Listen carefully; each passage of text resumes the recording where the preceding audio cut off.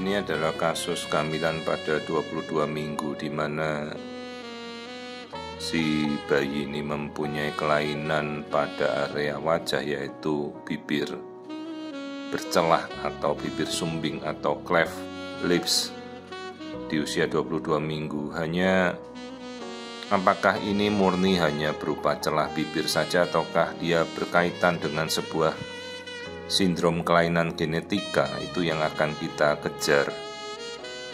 Jadi apabila kita menemukan suatu kasus ini aja, kebetulan kasusnya baru ketemu pada minggu-minggu ini, juga bukan pasien rutin saya. Begitu kita temukan ada celah bibir, selalu kita anjurkan ibu kita ceklah genetika anaknya. Apakah dia berkaitan dengan sebuah kelainan yang lain seperti kelainan kongenital, trisomi 21, 18 atau 13 ataupun yang apapun itu, kita anjurkan pemeriksaan genetik namanya NIPT ya, untuk pemeriksaan genetik. Ini kita melihat struktur kepala, bentuk kepala bagus, tidak ada kelainan, hanya misalnya sindrom-sindrom seperti trisomi 21 pun bentuk kepala otak itu terlihat normal, tapi kan intelijensi atau IQ intelijensi itu tidak bisa kita lihat dari bentuk otaknya. Nah, ini kita lihat bagian wajah. Hidungnya ada, namun yaitu celah bibirnya sampai masuk ke dalam, kemungkinan ini sampai tembus ke palatum ya, atau langit-langit. Ini yang kita mau lihat, ini bagian telinga. Perhatikan juga kemungkinan telinganya ini low ear set atau telinganya cenderung melorot ke bawah, di bawah garis yang kita tarik itu ya. Kalau kita memakai kacamata kan garis belakang itu sejajar garis kalau kita memakai kacamata. Jadi kemungkinan low ear set bisa terjadi pada kasus-kasus trisomi 21 atau Down syndrome. Kemudian kita amati bagian jantung. Ini bagian jantung 4 ruangnya baik ya. Ventricle atau bilik, serambia atau atrium semuanya normal. Lambung, struktur lambung terlihat baik. Kemudian kandung kencing juga normal. Ketuban normal, plasenta juga oke.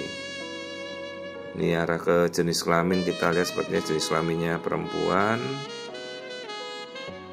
Jadi setelah kita lakukan cek genetika, sambil kita menunggu komparasi hasil perbandingannya, ini kita mengukur biometrinya, kita cocokkan apakah sesuai 22 minggu. Ya, kita juga edukasi ibunya agar bersiap-siap untuk berkonsul dengan dokter bedah plastik rekonstruksi, agar kita tahu nanti rencana yang mau kita lakukan apa.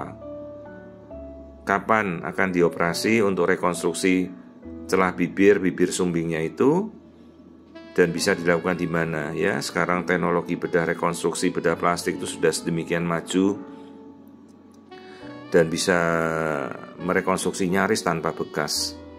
Masalahnya kalau ini membawa suatu kelainan trisomi 21 atau kelainan bawaan yang lain, tentunya kelainan genetika kan tidak bisa kita rubah ya.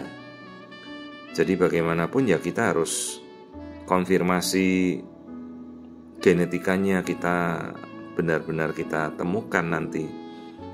Maka dari itu sekarang ini pemeriksaan NIPT atau pemeriksaan genetika itu dari awal itu sudah sangat terjangkau ya, dengan segala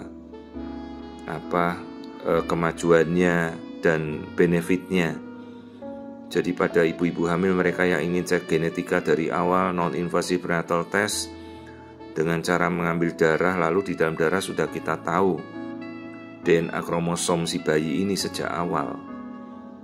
Dan ini yang akan saya lakukan nanti untuk kita ngambil konfirmasi kromosom DNA-nya.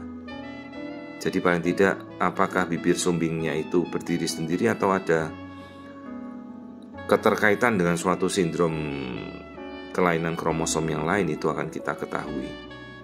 Jadi sejauh ini yang kita lihat hanya kondisi dari bibir sumbing saja yang kemungkinan masuk ke celah-celah cukup dalam ya.